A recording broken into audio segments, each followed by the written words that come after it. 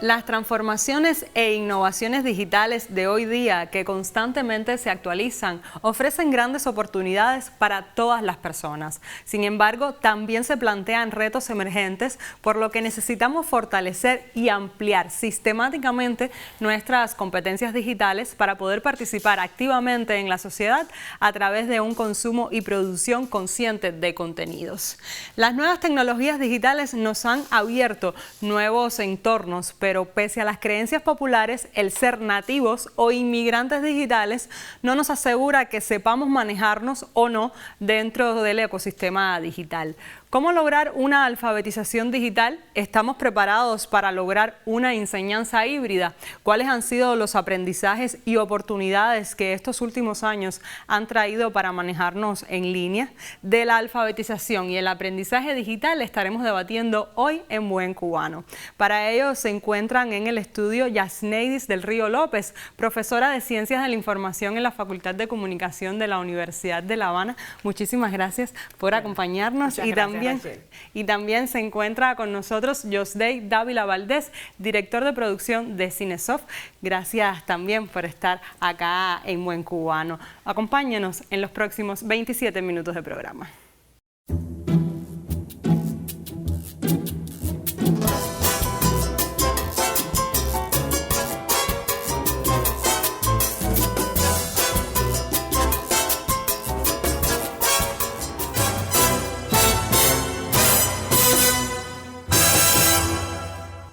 Iniciamos el debate en Buen Cubano hablando de alfabetización y aprendizaje digital. Y primero que todo, profes, vamos a hablar de definiciones. ¿Qué es la alfabetización digital y en qué consiste? Bueno, Rachel, la alfabetización digital es un proceso que permite precisamente integrar toda la cuestión tecnológica, la manera en que interactuamos con las tecnologías, la producción de significados que hacemos a partir de la tecnología y poder interactuar de una manera segura, de una manera útil, donde podamos utilizarla o emplearlas para ese contexto social de una manera diferente. Eso es un tanto lo que muchos autores dialogan sobre la alfabetización digital, como ese proceso de apropiación activa y creadora de competencias para lograr interactuar con la tecnología en la sociedad. Exactamente, cuando estamos hablando de esa alfabetización digital y de esas competencias que decía, estamos hablando de competencias para saber buscar información, localizar la información, acceder a la información, que el acceso a la información es un derecho que tenemos todas las personas, y con la alfabetización digital les damos a las personas, a la ciudadanía, esas competencias para localizar la información, buscarla, identificar una noticia falsa, saber trabajar en el momento actual que estamos hablando de gobierno digital, darle a la ciudadanía el empoderamiento en esas competencias digitales para que puedan empoderarse en la sociedad. Así es, y hoy día se da por hecho que los jóvenes están alfabetizados digitalmente porque los llamamos nativos digitales. ¿Es así o cuántos escalones debemos recorrer para decir que verdaderamente estamos alfabetizados en el ecosistema digital? A ver, hablamos de los jóvenes, de los nativos digitales, porque nacieron después de los 90 con las tecnologías, que tienen un pensamiento donde las tecnologías, entender la tecnología es fácil, pero eso no significa que estén alfabetizados de una manera digital, porque no tienen las competencias, porque no tienen las habilidades, porque no saben buscar información, porque no saben identificar una noticia falsa, no saben crear contenidos en ambiente digital, no saben utilizar las plataformas de la educación, las plataformas tecnológicas para la educación. Entonces, saben las tecnologías, saben usar las redes sociales, pero no saben a veces interactuar, no saben crear contenido. En ese sentido, incluso, yo comentábamos antes de comenzar el programa que sí realmente los estudiantes tienen una predisposición positiva al tema tecnológico. ¿Por qué? Porque desaprenden con más facilidad, porque están configurando una identidad personal asociada a toda esta cuestión tecnológica. No son analógicos quizás como otras generaciones. Incluso la sociología hoy ha establecido diferentes generaciones para determinar en función del sistema de influencia quién está más cerca o no de la realidad. Por eso se habla del nativo digital, digo, realidad tecnológica. Pero eso no implica de que logren una alfabetización digital. Si a veces tienen un teléfono de pronto y quieren tener redes sociales digitales, pero ¿qué implica? ¿Qué algoritmo hay detrás de cada red social digital? ¿Cómo logro posicionar determinados aspectos? ¿Cómo genero contenido coherente para una red social digital? Entonces, son cuestiones ahora mismo con el tema de las plataformas digitales y el papel del docente, digamos, en el caso nuestro que trabajamos en una empresa que produce para la educación, bueno, cuántas competencias tiene para generar contenido acorde a lo que necesitamos y no transferir dinámicas presenciales a dinámicas virtuales, que no es lo mismo, y que puede generar entonces lo que hay sociólogos que han hablado de virtualidad reactiva. ¿Por qué? Porque entonces la virtualidad, más que convertirse en un proceso positivo para atemperar a ese supuesto nativo digital, se convierte en un espacio que distancia un poco del proceso de apreciación y de mediación propiamente dicho del aprendizaje. Por eso es que no es tan así. Hay determinadas potencialidades que tienen estos jóvenes para aprender con tecnología, pero tiene que estar acompañado de un proceso de alfabetización digital que permita esa integración. Exactamente, que permita apropiarse de esas competencias, que tengan un pensamiento crítico, que sepan interactuar en el ambiente digital. Por lo tanto, ser nativo digital no significa estar alfabetizado digital. Y precisamente el concepto de alfabetización digital se ha circunscrito básicamente a los aspectos técnicos y al uso de las tecnologías de la información y las comunicaciones. Sin embargo, si hablamos de una concepción holística de esa alfabetización digital, ¿qué papel juega tanto en los procesos de enseñanza y aprendizaje como en la sociedad? Bueno, voy a comenzar yo del proceso de enseñanza-aprendizaje y bueno, la profe después nos ayuda con la cuestión más integral desde la experiencia en su facultad. Yo sí creo, Rachel, que nosotros tenemos que pensar que hay escalones para poder lograr dentro de ese proceso de alfabetización digital el concepto de transformación digital, en el caso nuestro educativa, que es una filosofía, una cuestión más integral y que no está asociado solo a competencias de herramientas, del uso de una herramienta, sino una mirada de desarrollo del pensamiento crítico, del desarrollo de la creatividad, y en la enseñanza-aprendizaje juega un papel esencial, porque nosotros hemos hablado de informatización de la sociedad, pero ya nuestro presidente en momentos posteriores, en seminario de preparación del curso escolar, nos ha hablado sobre la transformación digital educativa como un peldaño superior. Yo informatizo, que está asociado a infraestructura y demás, pero eso no supone cambio de mentalidad en cómo gestiono mis procesos desde lo tecnológico. Y eso lleva entonces muchísima capacitación, mucha preparación al docente, nuestras escuelas, nuestras instituciones educativas, que hay una heterogeneidad muy grande de docentes, que hay algunos que son más adultos, otros son más pequeños, más jóvenes, y entonces poder lograr en ellos este proceso y el desarrollo de competencias informacionales y mediáticas, yo creo que son aspectos importantes a tener en cuenta para lograr un proceso de enseñanza-aprendizaje acorde a las dinámicas comunicacionales actuales. Y en la sociedad, profe. Bueno, en la sociedad estábamos hablando antes de comenzar el programa que exactamente la transformación digital no es solamente infraestructura, es un proceso cultural. Tenemos que cambiar culturalmente a las personas a partir de esa alfabetización digital. ¿Para qué? Para que las personas tengan esas competencias, esas habilidades, puedan posicionarse, puedan empoderarse en un ambiente digital, puedan interactuar con las plataformas digitales, sean más fáciles a la hora de trabajar, a la hora de hacer algún trámite. Estamos hablando también de que, por ejemplo, en mi caso, yo siento que las personas adultas, los adultos mayores, no se tienen mucho en cuenta a la hora de estar hablando de la transformación digital, de la informatización de la sociedad cubana. Tenemos que crear acciones para alfabetizar a esos adultos mayores que a veces no saben trabajar con transfer móvil, no saben trabajar con pista, no saben trabajar en zona. Entonces, para lograr esa informatización de la sociedad, tenemos que alfabetizar a los adultos mayores. Y yo pensando en los adultos mayores y no tan mayores tampoco, pienso cuando empiezan a compartir noticias falsas y te empiezan a llenar los mensajes de WhatsApp. A lo mejor nosotros que estudiamos la comunicación nos damos cuenta que lo que se está compartiendo no es real, pero para ellos es más difícil identificar qué es lo real y qué es lo que se está manipulando también. Para todos, no solo para los adultos mayores, porque realmente no todos tienen un entrenamiento en comunicación. Yo siempre he dicho que la escuela nuestra tiene que asumir una mirada de alfabetización digital desde una concepción integral. Nosotros no podemos seguir asumiendo el lenguaje audiovisual o el lenguaje solo desde la era Gutenberg con lo escrito y lo oral. También hay que lograr una complicidad, otra multiplicidad de lenguajes, y ahora nuestra escuela se ha abierto como centro cultural al currículo institucional, a la posibilidad de que cada escuela, a partir de las motivaciones y los intereses, proponga cursos complementarios. Entonces, desde esa lógica, tenemos que lograr cursos vinculados a redes sociales digitales, a plataformas digitales, porque que estén no supone que haya realmente una producción eficiente o una utilización eficiente del asunto, sino que hay que lograr un qué, un cómo y a la vez cómo lo integro y lo despliego de una mirada mucho más integral. Yo les propongo ahora hacer una primera pausa en la conversación. Al regresar, seguiremos conversando sobre el vínculo entre la alfabetización y el aprendizaje digital, que no es más que una forma de educación que utiliza tecnologías para facilitar el proceso de enseñanza y aprendizaje. Continúe en sintonía.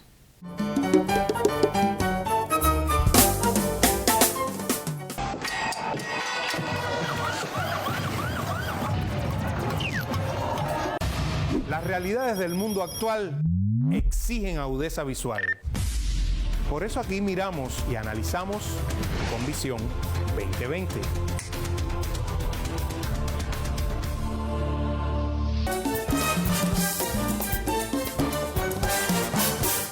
Luego de la pausa continuamos conversando sobre los procesos de alfabetización y aprendizaje en el escenario digital. A tono con los grandes cambios y progresos en Cuba, gracias a las políticas de transformación digital, la agenda digital cubana y la estrategia para el desarrollo y uso de la inteligencia artificial en Cuba, les pregunto, ¿desde qué año pues comenzaron en el país los diseños de aprendizaje a través de las plataformas digitales? Bueno, tengo entendido, a finales de los 90 empezaron las primeras plataformas digitales en la educación superior con mi pequeño Moodle, algo así, donde eran en discos de 3,5, que ahora ya los más jóvenes ni saben lo que son los discos de 3,5. Ya después, para los años 2010, por ahí, empezó los entornos de enseñanza-aprendizaje, el entorno virtual de aprendizaje, y a raíz de la COVID-19 nos tuvimos que reorientar nuestra educación, y ahí empezaron los entornos virtuales de aprendizaje, donde se tuvo que alfabetizar a los estudiantes y a los profesores para poder interactuar, para poder dar las clases a partir de esos entornos de aprendizaje. En el caso nuestro, nosotros comenzamos con los software educativos de la colección Multisaber, El Navegante y Futuro, que fueron colecciones que incluso curriculares, que fue el antecedente de lo que sería la formación en línea en el Ministerio de Educación. Esto llegaba, por supuesto, se distribuía desde discos que se instalaban en las escuelas en un momento con la batalla de ideas y todo el proceso de informatización que sufrió, que vivió nuestro país a partir de lo que logró nuestro comandante en jefe Fidel Castro, vinculado a todo este proceso. Y después, en el año 2009, hay un antes y un después, porque marca el inicio de la multiplataforma Cubeduca, que en aquel momento era un portal educativo que incluso tenía solamente 4 asignaturas: matemática, español, historia y física, y después se fueron sumando otros procesos con una concepción primero de repositorio de información y que ya había llegado a metodologías de teleformación. Hoy está compuesta por 6 plataformas que constituyen esa multiplataforma. En aquel momento era solamente un repositorio que vincula varias tecnologías desde dentro y fuera para lograr un ecosistema comunicativo mucho más acorde. Es decir, que ha habido una evolución de ese proceso, y bueno, primero desde la Dirección de Tecnología Educativa del Ministerio de Educación y después desde Cinesoft, cuando se crea en el 2015, bueno, se le da seguimiento a la multiplataforma y hoy constituye una de las más longevas de América Latina y la más robusta de nuestro Sistema Nacional de Educación. Y ustedes mencionaban a la pandemia. En la actualidad cada vez los sistemas de aprendizaje se construyen de manera híbrida, lo que implica que el estudiantado y el profesorado pues tengan una alfabetización en este escenario. Ya usted lo mencionaba, ¿qué rol tiene el profesor en esta otra forma de aprendizaje y qué importancia tiene incorporar herramientas digitales en los procesos de enseñanza y aprendizaje? Hay a veces mucho miedo, Rachel, con el tema de que el maestro se siente que puede ser desplazado por la tecnología. Para nada. El maestro continúa siendo quien dirige, el docente, el proceso de enseñanza-aprendizaje. La tecnología facilita, puede constituirse en un valioso aliado para lograr este proceso, pero tiene que estar alfabetizado digitalmente. Porque si el docente no logra apropiarse de estas competencias, puede entonces no tener un conocimiento de una materia muy sólido, pero hoy nuestro estudiante aprende de otra manera. Hoy estamos hablando de concepto de narrativa transmedia, donde a partir de determinados medios el estudiante construye determinados procesos de aprendizaje, donde uno no tiene que estar ni siquiera conectado con el otro, porque hay estilos de aprendizaje diferentes. Entonces la mediación para el aprendizaje es diferente. Entonces si el maestro no está consciente de esta idea, no logra prepararse en esta cuestión, puede encontrar un rechazo y puede haber entonces que los muchachos no entienden lo que está explicando, porque lo está explicando en un lenguaje que ya no es el de los estudiantes, que quizás funcionó en los 70, en los 80, pensaba en Silvio, la escuela nueva, toda aquella concepción de la década de 70, pero que ya hoy la dinámica es diferente. Entonces, muchas veces nuestras escuelas no están equipadas en infraestructura. Lo que pasa es que lo estamos viendo como un ecosistema en la comunidad, donde está el Joven Club Computación, donde los padres, las bibliotecas públicas y escolares, donde los padres tienen mucha tecnología. Entonces, a veces la reunión de padres debe convertirse en un espacio donde se pueda alfabetizar también al padre para que acompañe al estudiante en esta formación, y que es un proceso permanente, no un proceso solo de los niños y niñas o adolescentes o jóvenes, es un proceso que hay que desaprender y aprender durante toda la vida. Usted lo mencionaba. Exactamente, es un proceso, disculpa, que es a lo largo de toda la vida. Yo te estaba escuchando ahora y estaba pensando en eso que comentabas. Lo primero es el profesor tiene que estar alfabetizado digitalmente para poder promover esa alfabetización, para poder, a través de las herramientas, de las nuevas tecnologías de información, poder llegar a los estudiantes. Ahora mismo todo el mundo tiene un teléfono. Ahora mismo quizás hacer la lectura de un artículo, ya te pueden entrar a ChatGPT, te dicen qué dijo en el artículo y te dan un informe de lectura. Entonces el maestro tiene que tener competencias para poder enfrentarse a eso. Hay que usar ChatGPT, pero por ejemplo, vamos a evaluar cuáles son las respuestas que da el ChatGPT. Vamos a hacer un pensamiento crítico, vamos a evaluar las fuentes que a veces nos dan el chat y las nuevas tecnologías de información. Por eso es que yo digo que el tema de la inteligencia artificial no le podemos tener miedo, pero hay que estar preparados didácticamente para ello. Voy desde el ejemplo que decía la profe, brillante como siempre. Y es entonces que yo no tengo que reformular mis preguntas. A lo mejor en otro momento me funcionaba preguntar sobre un artículo de manera directa o que me haga una valoración, pero hoy no puede ir por ahí. Porque si va solo por ahí y no establezco una mirada de pensamiento crítico a lo que está proponiendo la herramienta y demás, entonces puede ocurrir de que ahí entonces el estudiante no haya pensado, no haya reflexionado, no esté en sus valoraciones, sino lo de la herramienta. Y yo pensando en que a veces los profesores pues se quejan de que los estudiantes cortan y pegan, pero quizás la culpa no es solo del estudiante, sino de la manera en que los profesores enfocan pues esa tarea o esa actividad. Por eso es que la didáctica tiene que cambiar. Decía nuestro colega, nuestro maestro Justo Chávez, el homenaje para él eterno, que la tecnología ha entrado al aula sin permiso de la pedagogía. Pero si la pedagogía no articula un sistema didáctico para lograr ser coherente, puede ser como el viejo proverbio hebreo, que al echar vino nuevo en odre viejo, esto termina por echar a perder el vino. Así es, y parte de la importancia de la alfabetización digital es ayudarnos a elegir y reconocer información verídica en un ecosistema plagado de desinformación y falsas noticias. Ustedes lo mencionaban. ¿Cuáles son los principales tips para alfabetizar precisamente a los estudiantes y ayudarlos a elegir entre tanta maleza de información? No solo a los estudiantes, sino a la población en general, a toda la ciudadanía, porque las noticias falsas la ve un estudiante, la ve un adulto mayor, la ven nuestros padres en la casa. Lo primero es verificar la fuente. Tenemos que ir a la fuente, o sea, cuál es la fuente que está dando la noticia. Tenemos que ver también en los titulares de la noticia. A veces los titulares son muy sensacionalistas, muy despampanantes, entonces ahí nos pueden estar dando una idea de que puede ser lo que están hablando sea falso. A veces tenemos también en eso de los titulares ver que el titular no sea todo muy bueno ni muy malo, porque ahí también puede estar la noticia falsa. Evaluar la fuente de información, tenemos que verificar esa fuente. Si es un perfil, si es una página de en redes sociales, tenemos que evaluar que esté verificada esa página. Tenemos que ver también el contenido de la noticia, evaluar y siempre ir a la fuente. Lo más importante es ir a la fuente y evaluar la fuente de información. Por eso es tan importante la alfabetización, porque dota a las personas, o sea, la alfabetización digital le da a las personas la capacidad, la destreza, la habilidad de poder identificar cuando hay una noticia falsa, de saber cómo evaluar esa fuente de información, si es real o no, si es confiable o no. Yo les propongo hacer una segunda pausa en la conversación. Usted recuerde que si desea participar en el debate o proponer nuevos temas, pues puede hacerlo a través de nuestro correo electrónico en buencubano@icrt.cu o a través de nuestras redes sociales. Enseguida volvemos.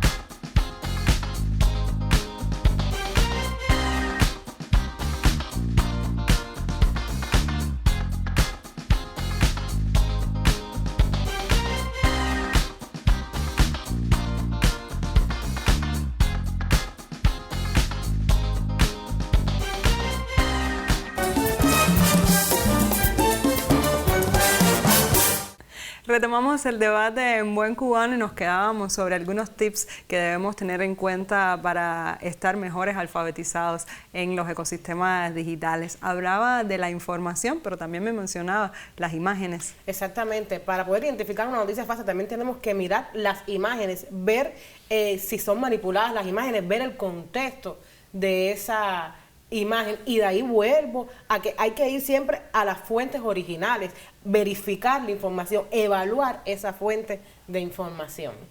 Yo creo incluso que no debemos ver la alfabetización digital o esta cuestión solo desde esta mirada a la información. Yo creo que esto es un elemento importantísimo del pensamiento crítico y demás, pero que está asociado también a la generación de contenido, al empleo de las herramientas. Entonces, ¿qué tips pudiéramos hacer? Que puedan buscar los youtubers que quizás, si vas a generar contenido, que hayan logrado mejores resultados, cómo es la visualidad, de qué manera dialogan desde un discurso. Si vas a generar un ecosistema educativo, bueno, cuáles son las mejores prácticas, cómo uso herramientas como wiki, como foro, como chat, para no generar solamente PowerPoint y PDF dentro del proceso. Yo creo que siempre que lo vayas a ver hay que buscar las mejores prácticas, sistematizarlas y realmente lograr esa alfabetización que va a estar en constante movimiento, que nunca vas a decir estoy alfabetizado, sino que es en constante aprendizaje, y ese aprendizaje por el propio movimiento de la tecnología. Y desde las instituciones donde ustedes pues laboran todos los días, ¿cómo se hace para crear ese respaldo educativo a través de las plataformas digitales? Bueno, en el caso de Cinesoft tenemos un proyecto de investigación asociado al programa sectorial que se llama Gestión Integral de la Multiplataforma Cubeduca. Y desde ese proyecto de investigación hemos podido levantar muchísimas ideas vinculadas a la experiencia de usuario, a la manera que se gestionan plataformas educativas de la ciencia. Hemos logrado aplicar instrumentos, ya tenemos los primeros resultados con nuestro Instituto Central de Ciencias Pedagógicas y por supuesto todo el sistema de capacitación. Hoy tenemos 6 programas en parrilla televisiva del canal educativo vinculados a todo este proceso. Estoy pensando en Mirando a Profundidad, estoy pensando en Cuadro Educativo, en nuevas formas de educar en el siglo XXI y los que están asociados a lo metodológico.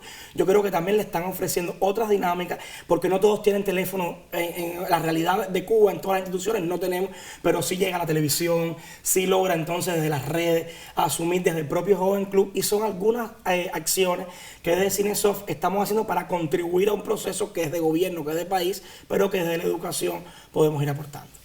Sí, y desde la Facultad de Comunicación tenemos un proyecto que es solo de alfabetización mediática e informacional. El proyecto se llama PROAMI, que va a realizar talleres, acciones de capacitación para el fortalecimiento del desarrollo de esas competencias en la ciudadanía. Hemos realizado talleres, que es un proyecto institucional que responde a la Universidad de La Habana, y hemos realizado talleres en todos los sectores de la sociedad. Hemos realizado talleres al adulto mayor, realizado talleres en escuelas primarias para los niños, en las bibliotecas municipales, en ministerios, hemos realizado talleres en el Ministerio de Relaciones Exteriores, en el Ministerio de Transporte, para poder empoderar a la ciudadanía, para que la ciudadanía esté alfabetizada, tenga esas competencias para poder interactuar en esta sociedad actual y en estos ecosistemas digitales.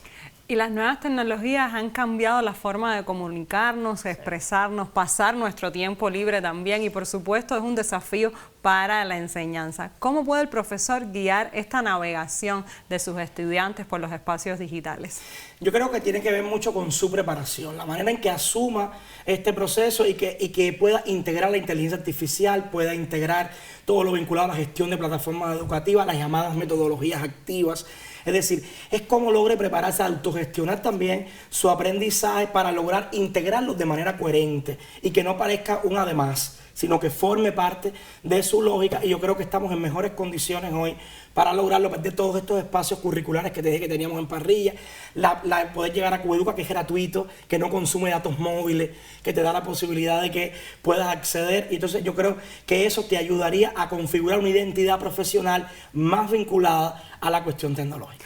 Y si bien ninguna pantalla puede sustituir a un docente, ya ustedes lo decían, cuando la tecnología se aplica correctamente, sí puede complementar y mejorar la labor de la educación. ¿Qué ventajas puede tener el aprendizaje digital y cuáles son las desventajas de no estar correctamente alfabetizado? Bueno, tiene muchísimas ventajas. Está asociado sobre todo a las propias dinámicas comunicacionales de los estudiantes, a que esta enseñanza pueda estar más acorde a sus lenguajes, que esté más vinculado a lo que sabe, asumido incluso como un recurso de mediación que permite una apropiación más activa de la cultura, en procesos incluso de significación, Rachel, porque es más significativo para ellos, genera más necesidad porque está más motivado, conectado con su lenguaje. En historia, por ejemplo, no es lo mismo una clase libresca solamente que asumirlo de una película, de un fragmento de un audiovisual, pero si entonces la tarea que hacemos en casa le colocamos una pregunta y no lo llevamos a que comparten en sus redes sociales, a lo mejor lo que aprende, yo creo que ahí estaríamos logrando. Y desventaja, si no estás alfabetizado, entonces no conectas con ellos.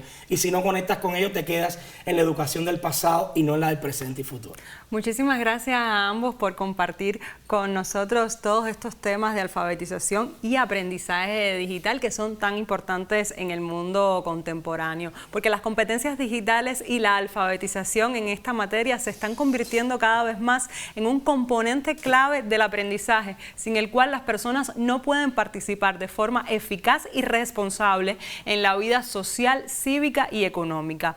Cuba no escapa de estas complejidades en un mundo globalizado. El mundo digital promueve la inclusión y facilita el acceso a la educación, pero sin alfabetización, las oportunidades en un mundo digital se vuelven obstáculos. Nosotros volveremos la próxima semana para seguir debatiendo la vida cotidiana de este país en Buen Cubano.